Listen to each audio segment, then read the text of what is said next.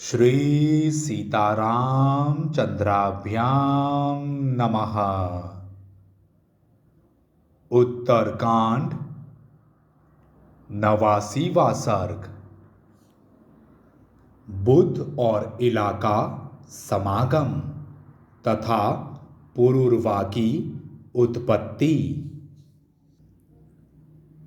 किम पुरुष जाति की उत्पत्ति का यह प्रसंग सुनकर लक्ष्मण और भरत दोनों ने महाराज श्री राम से कहा, यह तो बड़े आश्चर्य की बात है।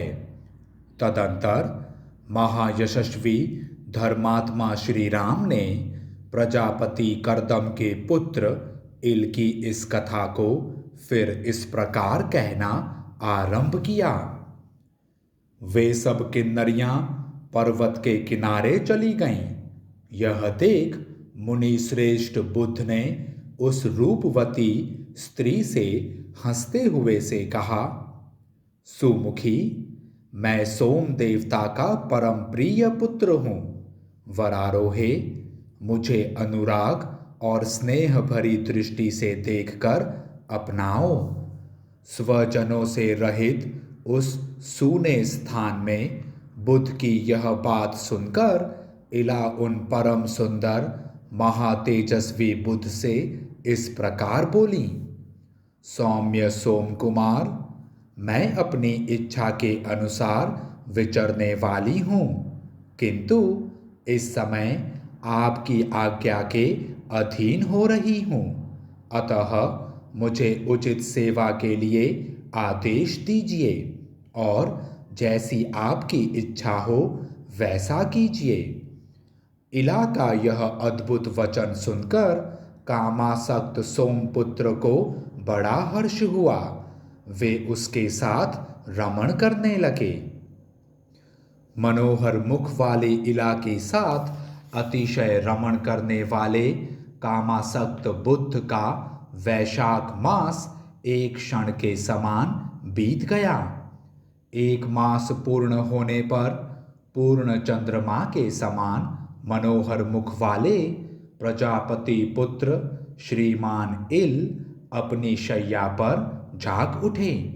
उन्होंने देखा सोमपुत्र बुद्ध वहां जलाशय में तप कर रहे हैं। उनकी भुजाएं ऊपर को उठी हुई हैं और वे निराधार खड़े हैं।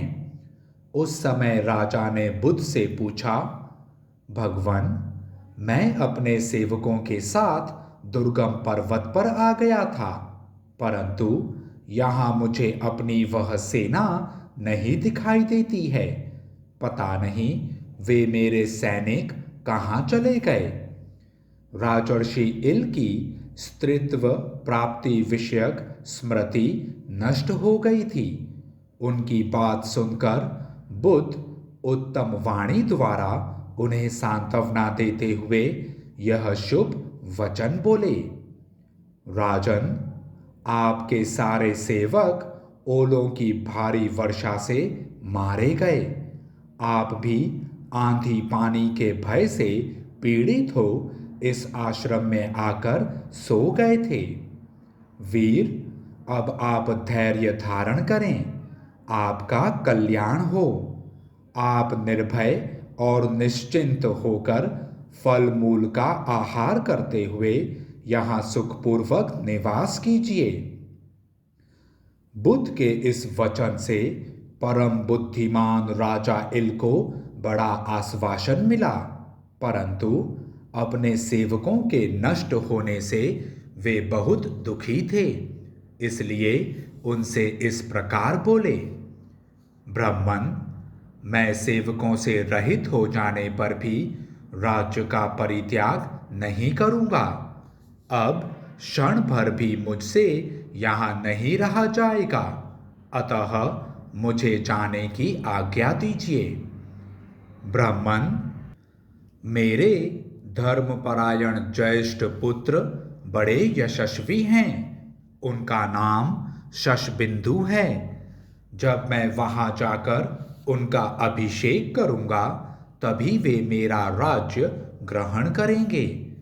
महातेजस्वी मुने, देश में जो मेरे सेवक और स्त्री, पुत्र आदि परिवार के लोग सुख से रह रहे हैं, उन सबको छोड़कर मैं यहाँ नहीं ठहर सकूंगा।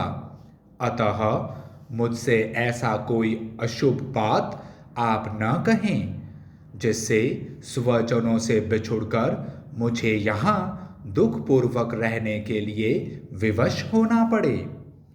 राजेंद्र इल के ऐसा कहने पर बुद्ध ने उन्हें सांत्वना देते हुए अत्यंत अद्भुत बात कही। राजन, तुम प्रसन्नतापूर्वक यहाँ रहना स्वीकार करो। कर्दम के महाबली पुत्र, तुम्हें संताप नहीं करना चाहिए। जब तुम 1 वर्ष तक यहाँ निवास कर लोगे, तब मैं तुम्हारा हित साधन करूँगा। पुण्यकर्मा बुद्ध का यह वचन सुनकर उन ब्रह्मवादी महात्मा के कथनानुसार राजा ने वहाँ रहने का निश्चय किया। वे 1 मास तक स्त्री होकर निरंतर बुद्ध के साथ रमण करते और फिर 1 मास तक पुरुष होकर धर्मानुष्ठान में मन लगाते थे। तदंतर 9वें मास में सुंदरी इला ने सोमपुत्र बुद्ध से एक पुत्र को जन्म दिया, जो बड़ा ही तेजस्वी और बलवान था। उसका नाम था पुरूरवा। उसके उस महाबली पुत्र की अंग कांति बुद्ध के ही समान थी। वह जन्म लेते ही उपनयन के योग्य अवस्था का बालक हो गया। इसलिए सुंदरी इला ने उसे पिता के हाथ में सौंप दिया। वर्ष पूरा होने में जितने मास शेष थे, उतने समय तक जब जब राजा पुरुष होते थे, तब तब मन को वश में रखने वाले बुद्ध धर्मयुक्त कथाओं द्वारा उनका मनोरंजन करते थे।